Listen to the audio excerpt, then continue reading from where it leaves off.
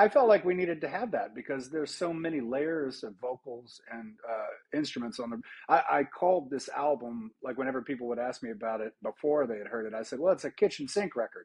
It's I just kind of I just this is a record where I decided I wanted to stack all the vocals and I wanted to do I just put tons of instruments on it. It was not sparse, so we needed to have a lot of musicians in order to play it live.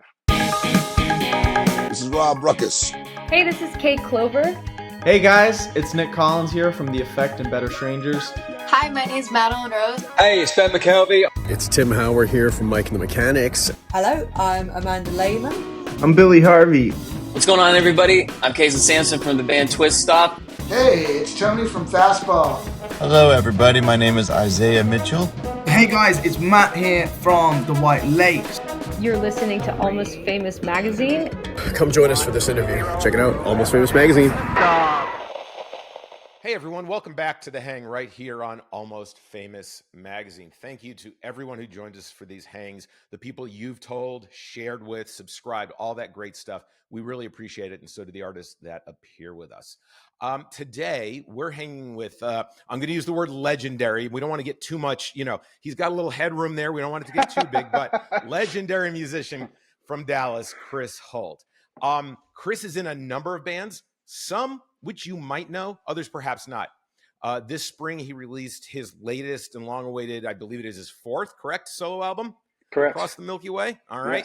Yes. And we're going to get to even talk about some of the petty hooligans he hangs around with here in the Dallas area, as well as dispel some internet rumors about him performing in a desert snow globe with a band named after a very large bird. So, Chris, we've been working on this a while. Thanks for joining me, buddy. I appreciate it. How are you doing, Scott? I'm doing pretty good today. Adjusting my camera just a little bit there for you. So, you know what? If you need to get a chiropractor involved, it's quite all right. This, I don't do well with technology. It's okay. I'm driving. It's all good. Hey, Chris, we tend to start these, and we've known each other a while, but this is not even anything that I know. I don't think that we've ever talked about. But we like to start with your origin story, like the genesis of the Chris Holt story, like where it started and got you to where you are today, and like what came first. Did you find music, or did music find you? It found me through a couple different ways. My parents listened, particularly my dad listened to a lot of rock music in the 70s, and it was just something that I was exposed to. Not just rock music, but pop and country and all kinds of AM radio gold that just kind of was permeating through the air when I was a little kid. And then by 1981, when MTV premiered, my older brother pulled me in and was like, "You got to see this." And I sat down in front of the TV, and I don't think I got up for about 5 years, So I was just obsessed with music from that point on. And that it took me a long time before my parents agreed to buy me a guitar, because I kept saying, "I want one of those." I'd point at the screen and say, "I want that." And my parents would say, "Yeah, maybe someday." And, but for my 12th birthday, I got my first guitar. And then really, that was all I wanted to do. I really wanted to be a football player for a long time. But then, when you get to that age where everybody else suddenly grows, and they're 6 foot, 200 pounds. And I was still this little scrawny kid. And so there came a point where I realized I wasn't going to be a professional athlete. And so maybe around the age of 15 or 16, I shifted all of my energy toward music. And that's where it's been ever since. So. When you got to that stage, did you take it to the guitar like a fish out of water? Was it lessons? How did that all start? I started off trying to take some lessons in the beginning because my dad threatened me and said, "If I'm buying this for you, you're going to take lessons and you're going to learn how to play it, damn it." He was like very stern about just, I'm not wasting my money on this deal. So I tried to take lessons for a couple months, and I hated it. I couldn't make bar chord work, And so I quit after a little bit. And then I just spent a couple of years in my bedroom trying to teach myself a little bit. And after a couple of years of learning how to make the bar chord and learning how to move it around and make some noise and get the guitar close to being in tune, Then I met Sam Swank, who you may know. Today is Sam Swank's birthday. My favorite guitar player in the entire world, Sam Swank, today turning 64. So shout out to Sam. He kind of took me under his wing and showed me everything I was doing wrong. And then, after he mentored me for a little while, he pushed me out the door and said, "Now go play, dude, go play." And that's really all I've ever had. Everything else has been self-taught or osmosis, with other musicians. I always tried to find musicians that were better than me so that I could learn something from them. Yeah. Do you feel taking that process helped you more than lessons ever would have? I don't know. I think about it. I think it's the way that my brain works. I'm terribly ADHD, as you may discover from this interview.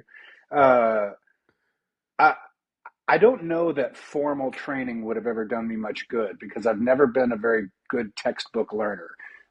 I learned so much by instinct and osmosis. Like I say, people say, "Oh, well, who are your favorite guitar players and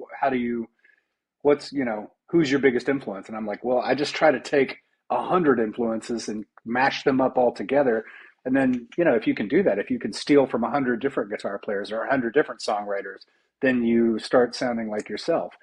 And that was my goal in all of it, was to just kind of do it instinctively as opposed to by any sort of rigid textbook regimen. You know what I mean?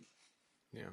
Then you've done 4 solo albums. You've been on more albums than I can count because I've got only 10. We've only got 10 fingers. So the 11 albums I've played on. So yeah. So I could miss one, but your newest album that came out, Across the Milky Way.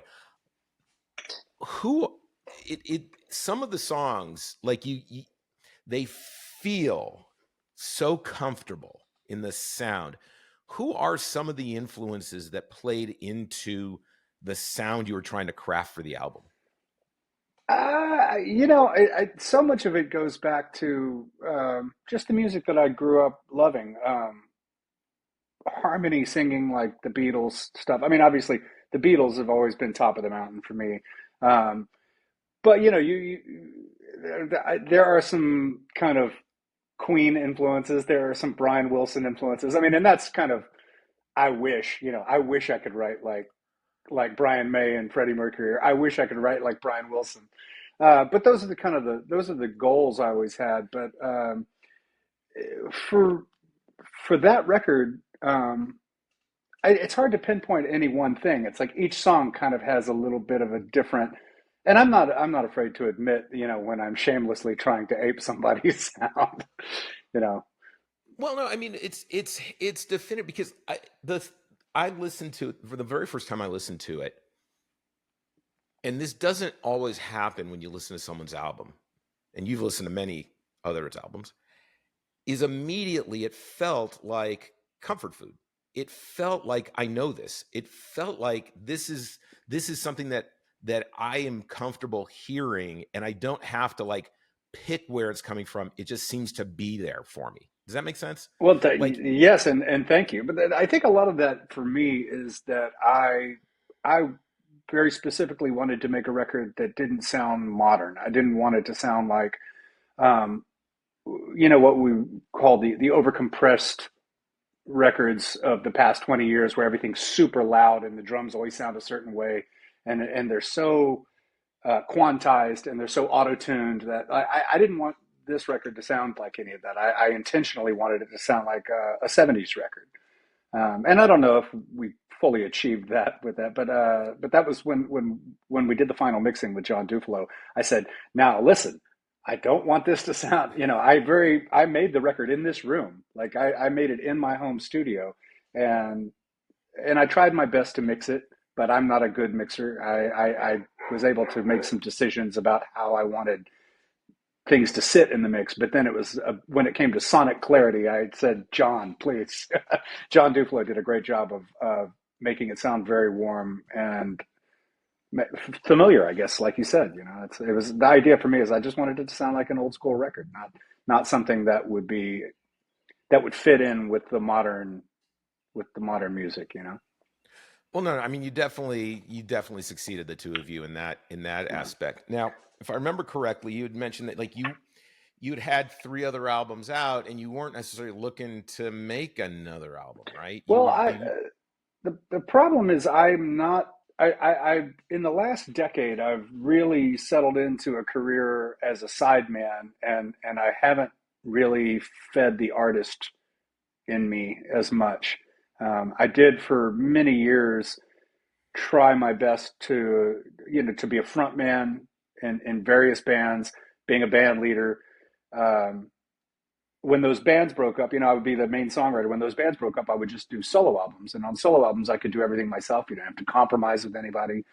But I'm terrible at the self promotion game. I'm really, really bad at being a salesman. I love making music. Once the music's done, I don't know what to do with it. So after I had done three solo albums that didn't really set the world on fire, and then after being in multiple bands that broke up for one reason or another, I just wasn't as I just was like, you know what? I'm going to go play guitar for these famous artists or whomever, and it's a lot less stressful. It's a lot easier when you don't have to be the one making all the decisions. You don't have to be the one choosing the artwork, and you don't have to be the one listening to every single mix down or contacting the promoter and arguing with people about the merch. And so I just really enjoyed the stress-free lifestyle that I had as a sideman. But what happened was when the pandemic hit and the Bastards of Soul, which was my last band project, broke up, I started thinking, I had a lot of songs laying around, and the last album had come out before the pandemic, and I just was like, maybe this is the time. And as luck would have it, I had a tour break of about 6 weeks where I had nothing to do and I was just at home. And I just one day I woke up and was like, okay, I'm gonna record a track today. And I went over to Celine Naralla's studio, Pleasantry Lane, and recorded. The first song I think I did was called California Scheming, but I didn't like the recording. It didn't turn out the way I wanted, and I had to rethink how that song was going to be. But then I did another one called Lost by the River, and I was really happy about the way that turned out. But I also was worried about spending, a fortune in an expensive studio when I knew I just wanted to do it all myself. So after those first 2 days, I just took the hard drive that had all the files on it and I took it back home. And then I just wound up making the rest of the record in this room. And I did that in about 5 weeks' time. Was there any one song out of the collection that ended up on the record that as you were quickly writing that came more challenging, more difficult than the others? Difficult to write or difficult to record? Could be both. Sometimes I have songs that will lay around for a while, and then I have other songs that come instantly. And there were a few songs, the kind of what I like to consider the flagship songs for this album, did come very quickly. There was one called "That Magic Feeling," which I literally wrote it in 5 minutes. It just came out of me instantly, and I was like, "Wow, how amazing is that? That you just sit down, you have a little idea, and then suddenly the entire song is done." But I did have a few that I found to be pretty challenging. Particularly, there's one called "I Can Only Be Myself," which I had written a hook for it, which was the chorus part of the song, a couple of years before I sat down and finished it. Like I had this part of the song that's like, "I can only be myself," and I was like, "Oh, that's kind of a good little hook. That could work." And then I just was stumped on what else. So if you sit there and it doesn't come immediately, sometimes you just set it aside and give it time. But that's the kiss of death, because then you end up with 1,000 unfinished song fragments. And believe me, I've got 1,000 of those. But serendipitously, one day when I was on the road with Mike Campbell about a year, no, I guess it was 2 years ago, I stumbled onto that little voice memo that had that chorus. And then suddenly the rest of the song came instantly. So sometimes you just got to give it time. But anytime if a song is not working for me, like if I'm really struggling to get uh, if I'm really struggling to get the composition together, I will set it aside. I don't ever want to force it. I mean, I always want to try to complete a song if I can, but if it's just not working, you just got to let it go. I mean, I have songs that I've been working on for 20 years that still, and then others take 5 minutes. Albums, 5, 6, 7, and 8. There was one song, actually, there's another one on the record that was particularly challenging, and it was called Satellite Alone. And it's got a lot of chords, and it's got a relatively tricky vocal. And I had written it, I had originally conceived that song as a Bastards of Soul song because I'd written this piano lick, and it had this cool circular chord movement in the piano. But I couldn't sing it comfortably, and I thought, well, maybe Chadwick can sing it. But maybe we'll have to change the key for Chadwick. And I played it for the guys, and they were like, "Oh, that's cool. That's a good sounding track, or a good sounding chord sequence on the piano." But then we never got around to it. The band split before I could do anything with it. And when I finally came back to trying to figure it out, rather than singing it in a full voiced, screaming kind of way, I hit upon this idea of singing it in a real soft falsetto, which is very unlike me to do that. It was like a Curtis Mayfield imitation. I love Curtis Mayfield. He's one of my favorite singers of all time. I can't sing like him at all. But when I approached that song with that really soft falsetto voice, suddenly it made sense to me. And I even had friends that I played it for were like, "Man, are you sure about that? Are you sure you want to go for it like that?" And I was like, "Yeah, I mean, why not?" That's that to me. That was what made the song finally work. So yeah, these things take time.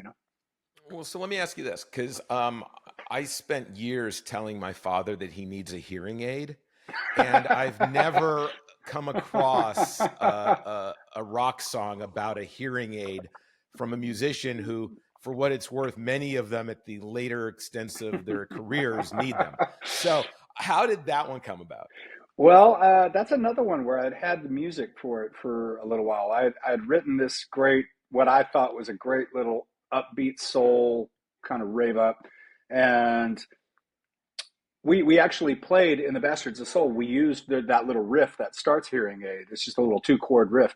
We used that as our walk-on music at one point, and I had intended us to develop it further into a complete song, but it never happened. And when I came back from tour about a month or so before I started making this album, at the very beginning of 2024, I had noticed that I was having some issues. I mean, I'm an old guitar player, and I had done some serious damage to my hearing with loud rock and roll over the years, and I haven't always protected my ears the way I should have.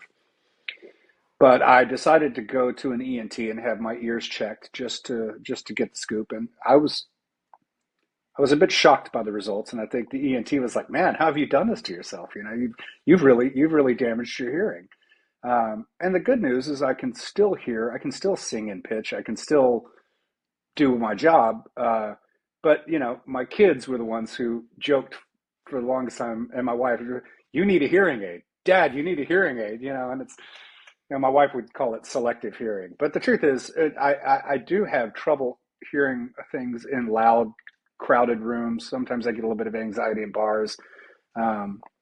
But I thought it would be funny to write a song about it. So I one day hit upon the idea of using that piece of music that I had and this melody that was going through my head. And I was like, well, what if I just kind of make a funny, it's a very serious subject and it's a very serious affliction, but maybe I can do a little tongue-in-cheek humor about it, and lamenting the fact that I've screwed myself.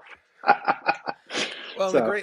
The great part is of the album, it's like you get to that song and you're like, that one goes to 11. Like it rocks. Yeah. So yeah. the song about damaging your hearing is the one that will cause you to damage your hearing. Yeah. And I know from visiting an audiologist, it was really funny because he told me the only hearing deficit I have is in a certain frequency range, and he goes, so you may have trouble understanding what women say because of the frequency of their voice, and I go, well, I must have been born that way. Yeah, because I don't understand a darn thing. So so I can totally get the scenario there. But it is a frequency thing for sure. It's like I can hear. It's a lot of high frequency that's gone from my hearing. But another thing that's really difficult is if you're in a really crowded room, or even like on a tour bus. Like if the bus is really loud and somebody's sitting across the way from you talking quietly, it's like, what? I'm like leaning in going, I can't hear you. This bus is so loud. I mean, the buses are loud. You've got fans going, the whole 9 yards. Yeah, it's a cacophony of noise in a tour bus for anyone who's ever been on one, for sure. Yeah, for sure. So I can totally get that. Let's talk a little bit about the bands you've been in around the Dallas area and the amalgamation of musicians that are in your life and the crew that you brought together for what I hope is not the only performance of the album. Oh man, I hope it's not too. I would love to do more shows with that band. I just don't know when we're going to do them or where we're going to do them. So. Right. I mean, there's, you've been part of, what was it? Petty Theft, right? Was it? Yeah, I was one of the original members of that band 20 years ago. When Mike Reiner started the band, I was a keyboard player. I was doing the Ben Montench role in that band. But then I got very kind of famously removed from that band when I was in 20 other bands and I didn't have time. But then I've stayed friends with all those guys over the years. It's all these musician buddies of mine, and Mike continues to call me and ask me to sub whenever I'm available and our schedules align. And so yeah, that's been there's 6 degrees of separation with everybody in that band, Well, I mean, from there you go to what was the Beatles band you're in? I was in Hard Night's Day before I was in anything. Right. So that was kind of the first thing because I was I straddled the line between cover bands and original bands for years. Anybody who's a musician in Dallas can tell you that cover bands that's where the money is. You got to make money in order to feed your original projects. So I was in the 90s. I went to college in Oklahoma, and then I came back from Oklahoma, and I started playing in an original band called Walter Mitty. And so that was a band where I was writing songs, and we were really kind of trying to build up a following in DFW and in Austin, and just a regional following. But then I was playing regular gigs with Hard Night's Day. I got a gig with them as a keyboard player also, which is funny because I'm not really a keyboard player. And so I did that for years and years. And that was, I think, 6 years or so that I was in that band as a full-time member. And I met a lot of people during that time. So that's kind of what opened the door for me to have connections to a lot of other people in the Dallas scene. Well, yeah, and in the last few years, it's been Who's Best. I mean, so you're covering the gambit here. Well, Who's Best is just that's only if they ever ask me to, because all those guys that are in Who's Best, it's a lot of those same guys who are in Petty Theft, some of the guys that have been in Hard Night's Day over the years. But I'm not even a member of Who's Best. Like, they called me when they wanted to do Quadrophenia, and they needed an extra guitar player. They know that I'm a huge Who fan. And so Eric and Paul, they were like, Chris, do you want to do Quadrophenia with us? And I was like, yes, like, please.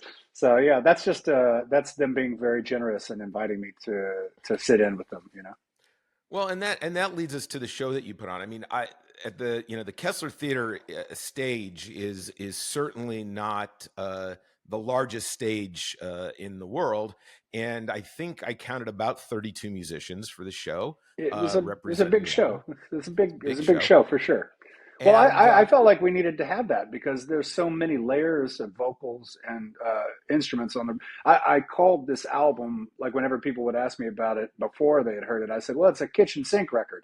This is a record where I decided I wanted to stack all the vocals, and I wanted to do, I just put tons of instruments on it. It was not sparse. So we needed to have a lot of musicians in order to play it live. Well, let's talk about these guys, because I mean, I think they definitely deserve some credit for the work that they did on that and the work that you do with them and other in other acts, and Salim Nuralish opened the show, and you already Yeah. mentioned him, and he's been on recently. We talked about the Nurella brothers release, and I've known him a long time, since I've been in Dallas. But you had quite the group of musicians. John Dufalo, like this, we can make this like the employee review for the show. It's the who's who. It's the who's who of the Dallas music scene. So yeah, so you had John Dufalo produced the album. Well, right? so I produced the album myself. I did, but John mixed it. John did the mixing on it and engineered the drums. I play all the drums myself, but John is the one who got the drum sound. because in this room here, I don't get a very good drum sound. I can get everything else to sound really good, but drums are tricky in this room. And John really helped me get a great drum sound. So I'm grateful to him for that. And John, of course, is a brilliant artist in his own right. Death Ray Davies and 1,000 other bands that he's in. John Buffalo is his most recent. Cliffs, all this. I mean, you name a band, John Dufalo has probably been in it. So. I think he works to coin a 8 days a week. Yes. But we're not going to go there. Tom Bridwell. Yeah, Tom and I go way back. We were in a band called Olospo together for years, and then we were in a band called The Slack, those were original bands of mine where I was the band leader and wrote. In The Slack, I wrote all the songs, but in Olospo, I wrote about 3/4 of the songs, maybe. And we have just a long history of playing music and fighting and arguing, and we just hadn't played together a whole lot. We're in recent years, and he approached me and said, "Hey, man, if you're going to do this thing, I would love to play drums." Because originally I thought I would have John Dufalo play drums, and when Tom came to me, I kind of asked John about what he thought about it, and John said, "Well, look, why don't you have Tom play the drum kit, and I'll play percussion, and and that way he could kind of jump up and in and out of the show and just do all the auxiliary percussion parts that really enhanced the song, but it was a little bit less of a commitment for him. So it worked out perfectly that way, I thought." Yeah. How about was it Graham Norman? Graham is a former student of mine. I think of Graham as being a kid. He's in his 30s, but I met him when I was a teacher at the Sound School. Probably 20 years ago, or close to 20 years ago. When Graham was just a teenager, and he's just a student of music. He's a great guitar player. He's a great keyboard player. He's very quiet, kind of soft-spoken dude. And I knew that. I thought about having Graham be a part of the band when I wanted to do something with Stargazer, which was my last solo album. But then when I got this other gig and started touring the world about 10 years ago with Don Henley, I was unable to. I had to push the album release back months and months and months, and then wound up not even doing any shows to promote that album because I didn't have any time. So I kept it in the back of my head that Graham would be a good all-purpose player. He's not really a singer, and that was a challenge for this band because when I approached all of these guys, I said, everybody's got to sing. I said, the reason you're all getting the calls because you're all singers and you've all got to sing. But I did know that Graham would be a fast learner and that he would really do the work. So regardless of whether he was singing or not, he came up and he played guitar and he played tons of keyboards, and he did a great job. He's a great musician. So. Yeah. How about James Driscoll? Well, James is one of those guys that's been in a million bands around town. I love James's bass playing in Chomsky. Love his bass playing in Shibboleth. Those are bands that are just top tier Dallas legendary bands in my mind. And James did the mastering on my previous record, and then I went to him and he mastered this current record as well. And because he was so familiar with the material and because I'd never had a chance to work directly with him in a band, I called him and said, I would love it if you would be the bass player on this gig. And he said, sure. I said, you have to sing. And he goes, okay. Well, and now to we've got some other guys in there, a little more kind of the usual suspects. Bill Porter. Bill and I met 20 years ago when we were playing in Petty Theft. And Bill is another one of those guys that I've just played with him in a ton of projects over the years. We had a Chicago, an early Chicago thing that we used to do called DFW Transit Authority, where Bill was the piano player. Like Bill smokes me on guitar, but for whatever reason, he wanted me to play the Terry Kath role, and he was going to play piano. And so having worked with him as a piano player, he's also the piano player in Who's Best, and then he's just a monster guitar player in all these other bands. And I know he sings, and I thought, okay, well, I got to have Bill, so I called Bill, and of course he was willing. So there's a funny story of how it all comes together, and I'll tell it once we get to the most important piece of the puzzle. So. All right. Well, hopefully I'm going to get them in the right order. Yeah. Next is, Mike Richardson, a Dallas staple. I mean, he's playing every night of the week, I think. And, and he's probably one of the most prolific record collectors in Dallas, I would say. Absolutely. Well, Mike's actually a Fort Worth guy, but DFW, it's all the same, But Mike is just such an encyclopedia of pop and rock music and country music and everything in between. I mean, he just knows if you name anything from 1960 to 1990, Mike knows it. He just knows how to play it. And then some stuff before and after that too. But just like the classic rock era is something that he is more knowledgeable about than just about anybody I know. And he's a brilliant player, and he's a brilliant singer. And we have done so many projects together over the years. I reached out to him and I just said, "Hey, do you want to do this?" And I said, "Warning, you'll have to play some keyboards." And he was like, "God damn it!" I don't know. Everybody gets grumpy about playing keyboards, and it's funny because they're probably the two best guitar players I know. I made them play keyboards in this band. But yeah, I knew that I wanted to have Mike for it. He's just such a great person to make music with. So enthusiastic, He's a great guy. And there doesn't a day to go by that somewhere in the DFW Metroplex you can't catch him performing. Of course. Let's round out with two more. I'm given the way that you described them all the night of the show, I'm going to go and say we're going to start with Paul Averett. Yeah. And then we're going to turn the corner to the end with one more guy. So talk about Paul. So Paul and I have known each other also about 20 years, and we kind of laugh about it because we fill the same space in a lot of bands. Yeah, although I would say he's a much stronger singer than I am. He is just an absolutely stunning vocalist. But we kind of look alike. We kind of do all the same things: keyboards, guitar, bass, drums, whatever it is. And so we sometimes have been competitive for the same jobs over the years. But what's really happened more than anything in the past decade, or more really, the past 13 or 14 years, is we've worked together on projects in various bands.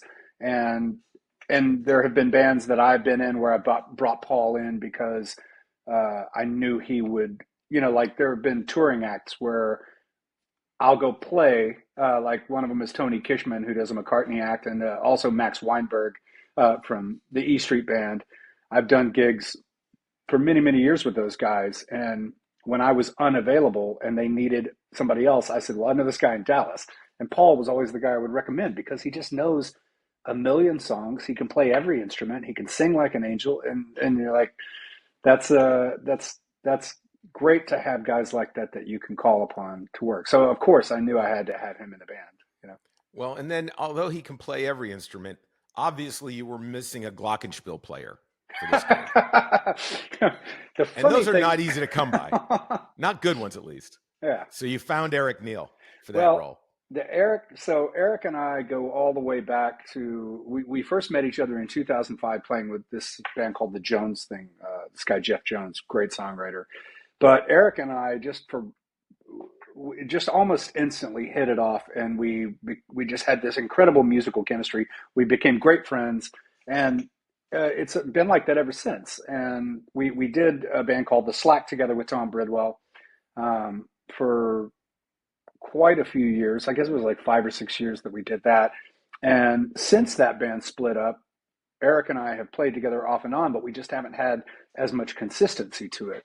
But I knew that when the first discussions started about the possibility of playing this music for Across the Milky Way live with a full band, because there were a couple of options kicked around. It was like, well, we could book the Kesler Theater and you could put together a small band and play some songs. And I was like, I don't want to put together a small band and play some songs. That's dumbing it down. That'll never work. There's way too many vocals. Like, what are we going to do? Get up there and just slog through it, garage band style? This isn't a garage band album. It's a kitchen sink album. And then, I thought about, well, I could just get up there by myself and be loop guy. I don't want to be loop guy. There are a million loop guys out there. I did that during the pandemic, and it's like that no longer appeals to me because there's too many people out there doing a better job of it than me. And so, after just kind of kicking around, oh, well, what if we had an acoustic trio and get some of the vocal? I finally was like, look, I think the only way it would really work is if I get an 8 or 9 piece band together, get all my ringers, everybody sings, and we do it. And so the first person I called was Eric, because I was like, I can't do it if I don't have Eric. I said, Eric he's the linchpin of the whole thing. And I called him and I said, I want to do this. There's one day. I said, I looked at my schedule for touring, for everything. I said, there's one day that I can do this show, and it's May 16th at the Kesler. Are you in? And Eric looked at his schedule and said, oh man, I've got a petty theft gig that night. I can't do it. And I just went, all right, well, then there's not going to be a show. I just said, okay, Eric Neal's out. There's no show. And he was like, oh man. And I was like, no big deal. It's all good. I don't care. I was relieved. I was like, oh good. Now I don't have to do a show. But then he called me back and he said, look, man, if you called Mike and asked him, maybe he would move the show. Because I said, well, the thing is, I want James, who's in the same band. I want Bill, who's in the same band. I was considering Drew Hunter, who's in the same band, but then Tom, of course, asked me to play drums. So it did come down to me calling Mike Reiner and saying, hey, this is a dick move on my part, but I just want to ask, would you possibly consider rescheduling your May 16th gig so that I can steal your band? And he thought about it, and then he was like, yeah, I can make that work. Okay. And so I called all the guys and I said, look, Reiner has let you off the hook. I'm going to pay you. Come do this gig with me. And they all, luckily, were very enthusiastic about it. And it was hard work. We got it together, though. And we got it together on pretty short notice. We did it on only a handful of rehearsals. But it was magic to be able to have that kind of experience with those guys, because they're all my best friends and they're all guys that I've been playing with for years and years. And to get that kind of quality of performance out of them, but also the reaction that we got from Dallas I was very grateful for it.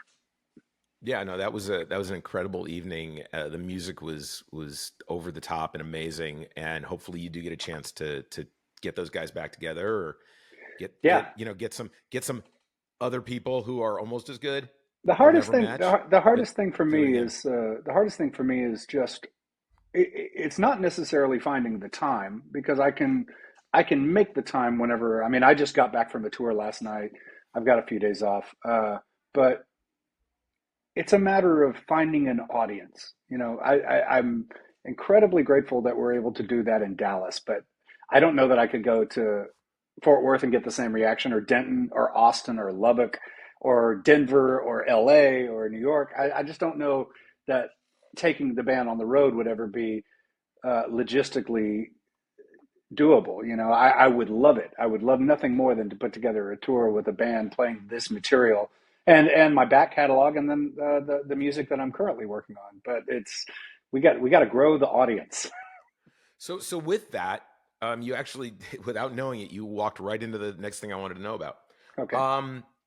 If I don't know Chris Holt, if I've not heard this album, if I don't know your music, in your catalog, and we're going to have all the links below so people can buy your catalog, they can enjoy your music, What are 2 or 3 songs out of that catalog that you feel are kind of the essence of Chris Holt music so that they can have that appetizer? Well, the first thing I have to do is clarify that it's Christopher, because there is another Chris Holt out there who came after me. Like my first solo album came out under the name Chris Holt, or my first 2 solo albums came out under Chris Holt. And then there was another Chris Holt who came along who was doing country music, and he doesn't sound anything like me. And we kind of had a little bit of a back and forth about what to do. And I finally said, you know what? I don't want anybody thinking this music is my music, because there's nothing against it. I just don't want there to be that confusion. So I had my record label change my artist name to Christopher Holt across the board. And when the last record came out, it was Christopher. When this record came out, it was Christopher. So I do just have to remind people that, even though everybody calls me Chris around here, it's like, that's the first thing I got to get right, is just making sure they know where to find me and how to find me. But as far as songs go, that's really hard for me. That's really hard for me to decide. I get a lot of people who talk about certain songs and tell me that song's really great, or that song's really great, and I say, oh, that's really nice. I maybe wouldn't have thought of that one, which is cool, because it means that everybody kind of has their own, I guess, their own thing that they like. The one song that I've had a lot of people talk about over the years is a song called Meltdown. This song called Meltdown was on a record from 2010 called A Cosmic Joke. And it's a very simple song, and it's a little tongue-in-cheek humor, I'm going to have a meltdown. But that one, for whatever reason, touches a nerve with people, and I've been very surprised that people like that one as much as they do, and I'm happy to play it whenever people are like requesting things. There was one. So I did a double album about 10 years ago called Stargazer, and there's a bunch of my favorite songs that are on that one.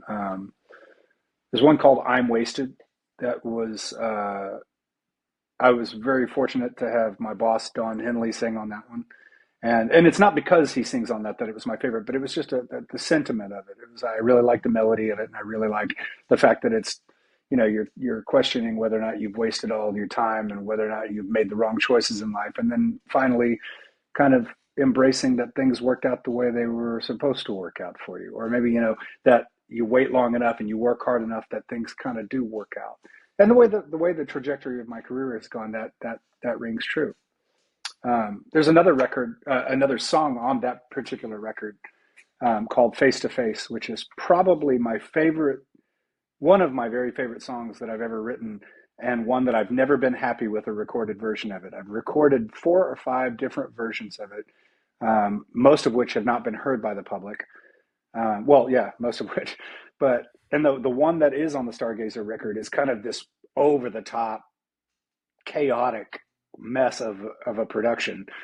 But I love the song, and I've considered re-recording it as a fully acoustic thing, just to kind of get to the essence of the song. But that's another one that I love it. It's very, very simple. It's got a very nice melody, and it's got a relatable message about love and happiness. and those are the things that, I think as a songwriter we want, is just to have something that people can maybe connect with and relate to. There was one on the new album that I actually have.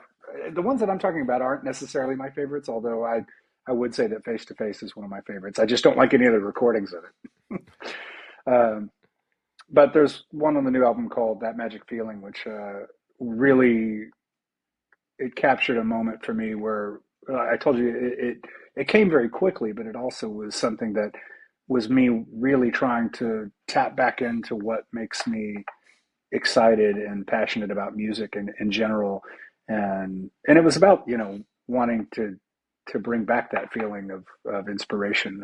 And I was pleased with the way that one turned out, Again, very simple song. The funny thing is, like, all of those songs I just mentioned are very simple songs. They're very simple chord progressions and very simple lyrics. And I think there's something to be said about that. And part of the reason I think I like them so much is because I have a tendency to write very complex songs. I tend to, I played in a prog band for a long time. I like Yes. I like I like prog rock. So I have this tendency to write what might be considered overly complicated music. So when I write something that's very simple, that you know that seems profound to me. Like, hey, I got it right. I didn't overcomplicate it. It's interesting because if you think about prog rock, I mean, the prog rock acts that have become a little more, I hate to say commercial, but more popular are the ones that actually simplified their songs. I mean, look what Genesis did, and what happened to Yes when they did Owner of a Lonely Heart. I mean, they simplified it, and suddenly it became this thing that no one ever thought it would be. So I can totally understand where you're coming from. What's crazy is, and I've long marveled about Steely Dan in this same way. Now, Steely Dan, I wouldn't call them a prog band. They're more of a jazz pop band, or rock. But it's and Chicago's not too far off of this either, where they do this incredible thing where they take really, really complex harmonic structure and they make it work in a pop market. And that blows my mind, because when Genesis became really popular in the late 70s and early 80s, their music was a little simpler and a little catchier, but it still had incredible harmonic complexity to it. It was still not simple. This is not punk rock. These were not 3-chord songs. And yes, the Owner of a Lonely Heart, same thing. But Steely Dan, I when I go back to Steely Dan, I think, how on earth did they make that chord change work in a pop song and get it on the radio? Like, that is next level genius, when you can take something that tricky, or a weird time signature like Genesis or even Rush, and make it work on pop radio. That's just mind blowing to me. You don't see that anymore. Not these days. Right, which for Steely Dan is exactly why they're not yacht rock. But that's a whole other documentary story. They even say that in the yacht rock documentary. They say that Steely Dan was the primordial ooze from which yacht rock sprung, because Steely Dan is they're on another planet altogether. Like, maybe yacht rock as a thing owed a lot to Steely Dan, but Fagen and Becker they were operating on a completely different level than the rest of us. I mean, I can't sing enough of their praises. Yeah, no, absolutely. So look, you've mentioned Don Henley a couple of times. There are rumors out on the internet that you've been invited into this band, the Eagles, and perform in Las Vegas now. You're an amazing instrumentalist. You deserve that type of opportunity. How did it happen? And what's that like for you? Just the feeling it gives to you to have arrived in that way. Well, it's still one of those pinch me things where I'm like, is this really real? Did this really happen? And I think the way it came about was, it was just kind of a logical, process of elimination, perhaps, figuring out who is a good fit for this band. But it all goes back to the fact that I've been in Don Henley's touring band for about 12. Well, I started working with Don Henley about 12 years ago. I first worked with him on his Cass County record, starting in about 2013. And over the course of a couple of years, he would call me and ask me to do some stuff for him, which then led to me getting the invitation to play in his solo band and tour the world with him. And that's been going on for the past 10 years. When Glenn Frey died, we toured extensively. And then a few years later, the Eagles reformed with Vince Gill and with Deacon Frey, Glenn's son. And then Don's solo band slowed down a little bit at that point. And then, of course, the pandemic happened and everything changed.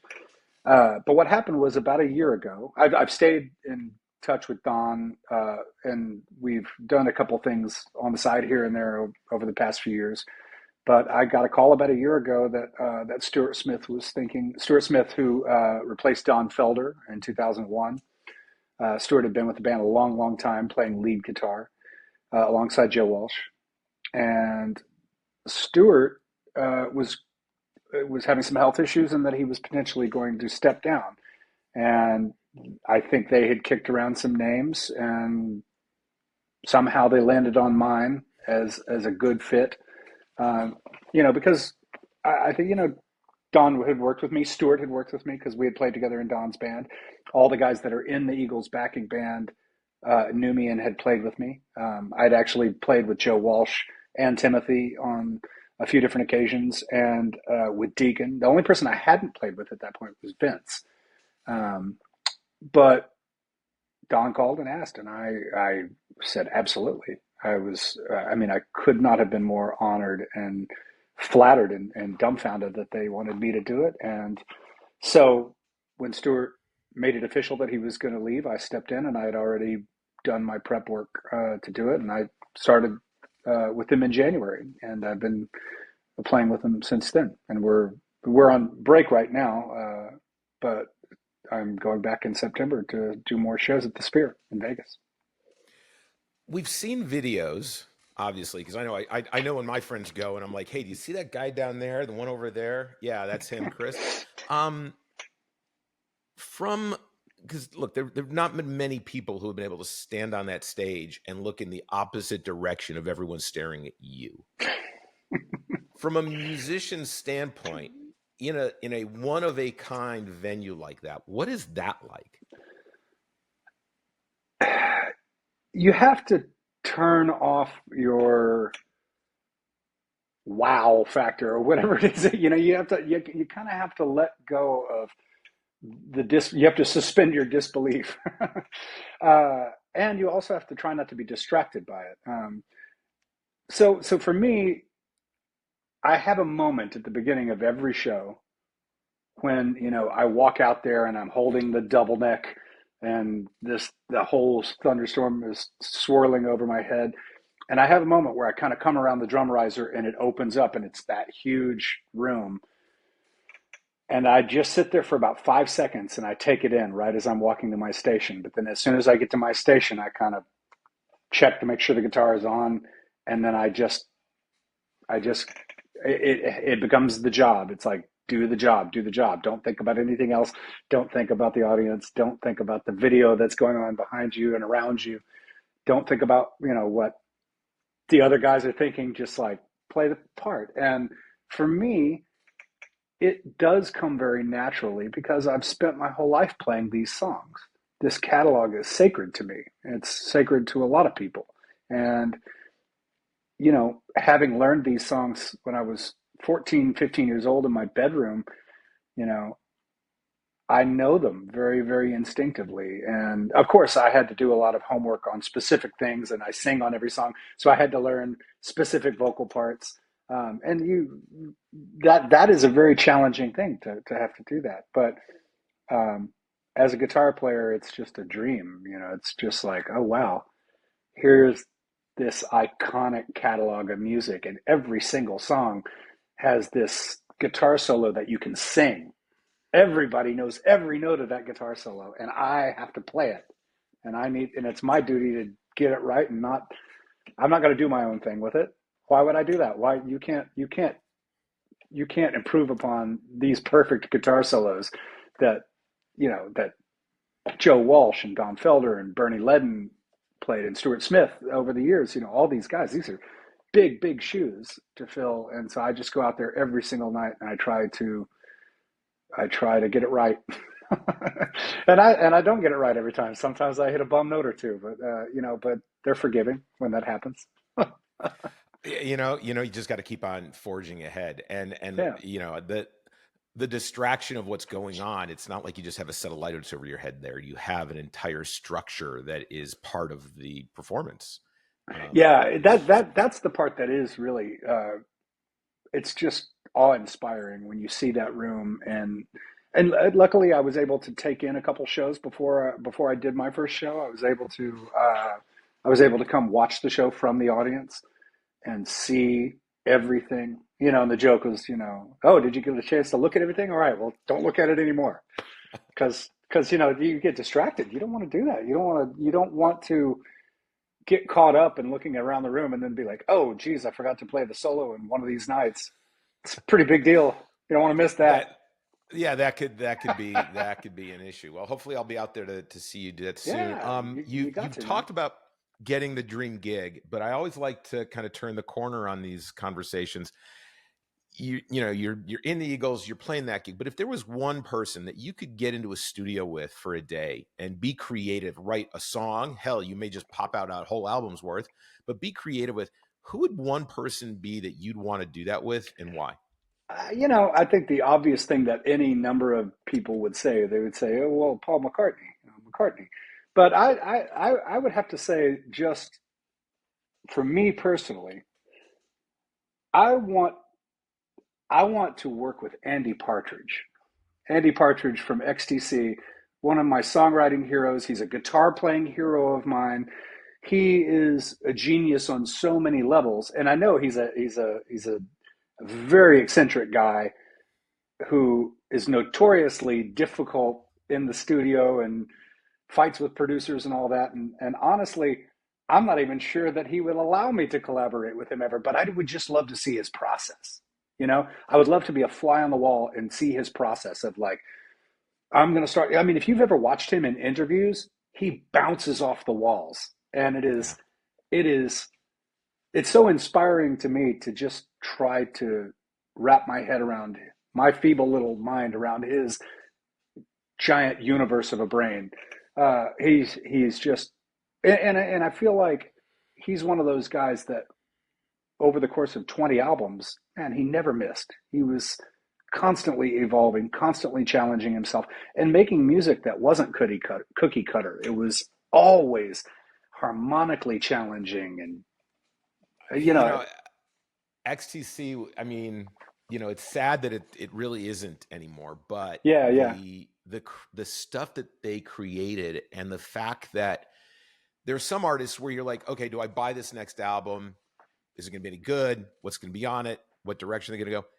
You didn't have to worry about that with XTC. You knew you were going to get something fresh, new, and so incredible that whether you liked it or loved it, it was going to have an impact on you. And I think that was one of the special things about them. I think also that, I mean, any number of people can hear their singles and say, oh yeah, they had great singles. There's, so many just earworm singles. But some of their deep tracks, just the album cuts, and they are not for everybody because they are challenging. Some of them are like, man, what the fuck is going on in this song?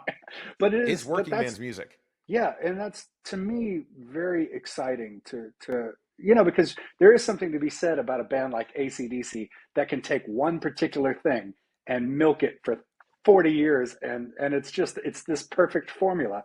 But a band like XTC and a songwriter like Andy, he never stopped pushing and reaching, and that's very exciting. And I hear that influence in so many bands. I love bands that aren't afraid to challenge their audience.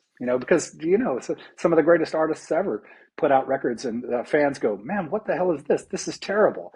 But a lot of my favorite records are the ones that maybe you don't like them at the beginning, and maybe it takes time to grow on you. One of the things. This is a fun thing. I rarely will ever toot my own horn, Scott. But when I hired Big Mike to play the show at the Kesler, I sent him the album, and after I don't know, maybe like a week after I'd sent him the record, I was like, "Oh, did you ever listen to the record?" And he goes, "Yeah, I put it on one night." Oh, man, there's a lot going on there. He just kind of was like, "Man, that's a lot," and I was like, "Oh, you hated it?" And he was like, "Oh, I didn't hate it. It's just a lot." And I was like, "That means he hates it." But then a few weeks later, he would text me in the middle of the night and be like, "Dude, I really love this album. Dude, I really love this album." And then as we were getting our rehearsals together and we were working through the parts, and he was texting me every night saying, "I love this album so much, man. I love this album so much." And I thought, that's great. I made a slow burn record. He didn't like it. It's something that, and that the sad thing about that is that in this day and age, most people won't listen to it more than once. They will listen to it once and go, they either like it or they don't. Even if they do like it, they might not listen to it more than once. But I implore anybody listening to my catalog, whether it's this record or any of the past records, it's like, give it some time. Give it some time to sink in, because I hope it will, because that's how a lot of my favorite music has been. I don't think I would even be an aficionado in the XTC catalog if I'd only listened to those records once. I'd have been like, man, these guys are weird. Put it down, never come back. It's something that takes time to grow, and you absorb it as a listener, you know? I mean, it's certainly one of the differentiators of this album, and I agree with Mike. I mean, I probably listen to it 4 or 5 times a week. Thank you. and it's not a drop it and shuffle it into one song. It is, you start it and you finish it, and it's a complete thought. And that's a very challenging thing too. When I was first finishing the record, and I had a master, rather than send individual tracks to people, I was sending it as one long file. I was like, here's a 45-minute file. because it was meant to be listened in sequence, meant to be heard in sequence. Every song transitions to the next song in an intentional way. There was purpose to that. That's something that I am still very married to, which is the idea of the long playing album. It's not a concept album necessarily, but it's the idea that it's a group of songs that are meant to be heard together, rather than as quick little sound bites. Like I don't want to be an Instagram guy. I don't want this to be like, hey, here's my 20-second content. I want, at least that's my romantic ideal, is to still listen to albums like we used to, you know, because that's the way I like it. I love albums. I love, you know. I will tell you, your album is in my niece's collection. She loves it, and she's going to be 15. So she has become that back to front aficionado at a very young age. So you did an amazing job, my friend. You really thank did. you. That's very, very flattering to hear you say that.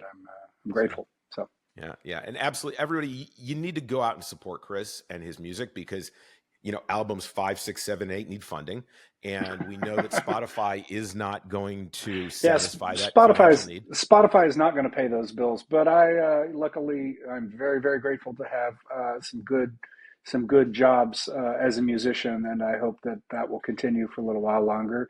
And I do intend to continue making solo records. I've got another one that's in the works right now, which we wound up dubbing the band the Kitchen Sink, because that was the joke. So the band was called the Kitchen Sink, but this new album that I'm working on right now is a very stripped down acoustic record. It's going to be the polar opposite of what you just heard from me. So, and that's another thing I like artists that maybe make a sharp left turn rather than going and giving you the same thing. I'm going to try to do something very different on this next one. So. Yeah, no, I mean, I look forward to it. I mean, I think if you've hung with us for this hour now and you're still interested in Chris's music, which I know I am, you should be too. The links will be down below. You know, he's told you where to start. He told you where to go on the journey, and to get to know his music, enjoy it. You know, we can help him fund that tour and show him where people want to listen. So I definitely think that's go out and support his music. Chris, this has been fantastic. I have learned a lot. I think everyone watching has learned a lot.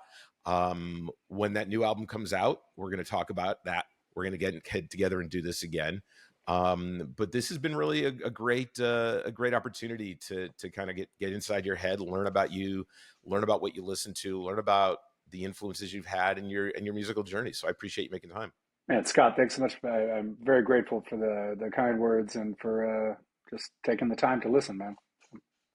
Absolutely. If we had another hour and people would stick with us, we'd be doing it. But we're going to do this again for sure. So, hey, everybody, thanks for sticking with us. Get out to Las Vegas, buy your tickets to see the Eagles so that you can take your Sphere videos, and I can tag Chris in them when he's on that stage. You're going, who's that guy down there? So and come see me with Mike Campbell too, and any other gig that I'm on, because I'm still kind of jumping around and playing a lot of different bands. So anytime you get a chance to see Chris Holt, take advantage of it. Chris, it's been great. Thanks everybody for hanging with us, and we'll see you soon on the hang. Once again, Scott. Chris, thanks. Bye.